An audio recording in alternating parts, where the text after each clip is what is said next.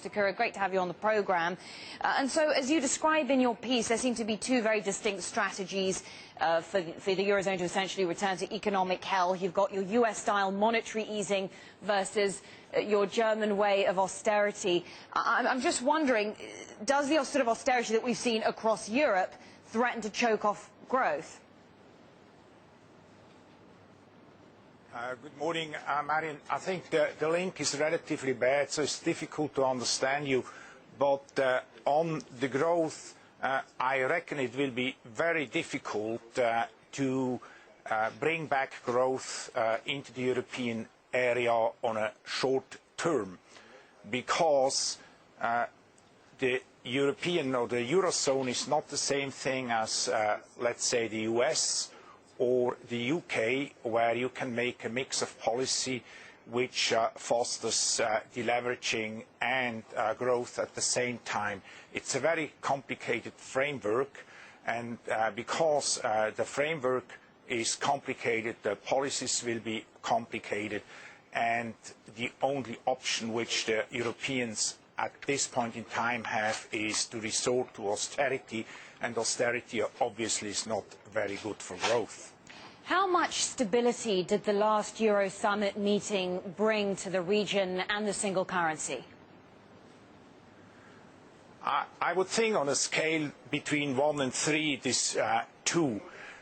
Obviously, it was a very strong political statement in the sense that the heads of states made clear that they will not allow the euro collapse.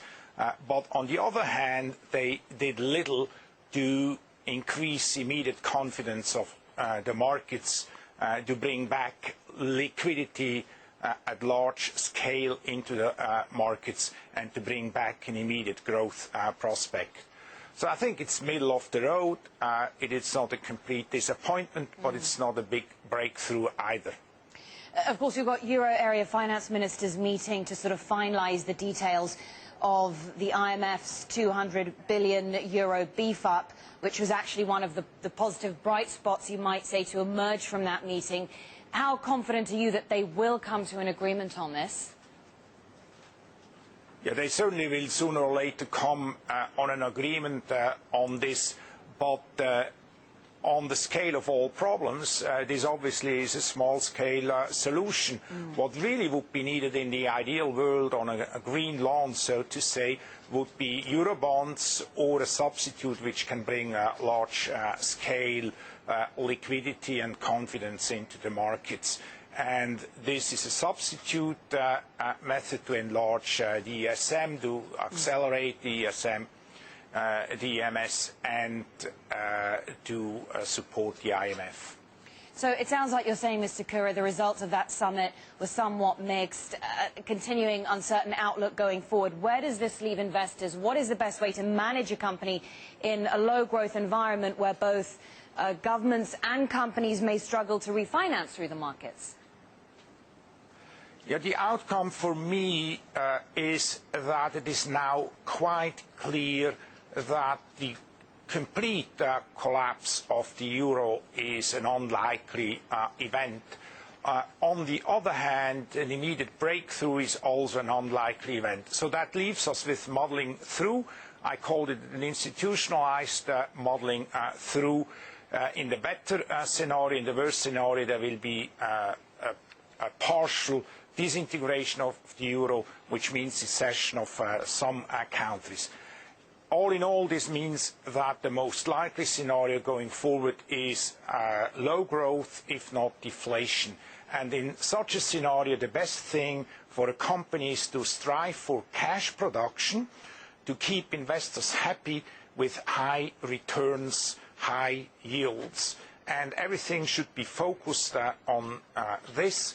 There is little growth through M&A and IPO, and growth will come internally, if at all, but the important thing is to manage well the liquidity side of the business. Talk to me about the outlook for Swiss banks. Are they in a much better position than their European counterparts?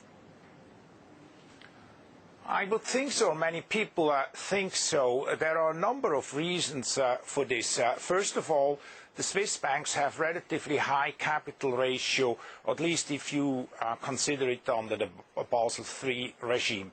Also, the Swiss banks, and this is an often overlooked fact, they are highly productive. To give you an example, the Swiss banks normally produce, or on the average produce, revenues which are double per employee than the UK banks. The third thing is Switzerland is not a part of the euro, so the Swiss banks are not forced to invest to such an extent into euro-denominated assets than their European counterparts are. And finally, the Swiss government is stable. It's low debt. It hasn't run a deficit for the last 6 years. Yeah. So this is attractive for foreigners. Mr. Kurer, if I can if I can quickly broaden the question out a little bit. Talk to me about European banks a little bit in general. How concerned are you about the tightness in dollar funding for European banks? How serious a problem is this?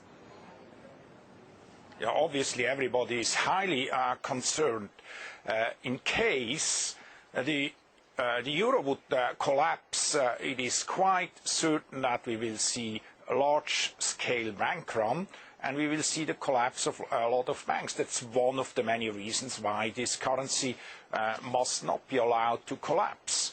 And in this sense, I'm highly concerned. On the other hand, there is a fair chance now, given all this strong political commitment, that the Europeans and the leaders of the Eurozone will be able to muddle through this.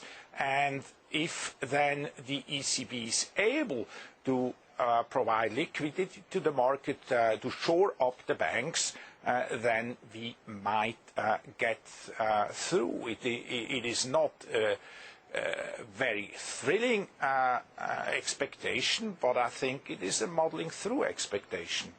Peter Kurer, independent strategy advisor and former chairman of UBS. Good to talk to you.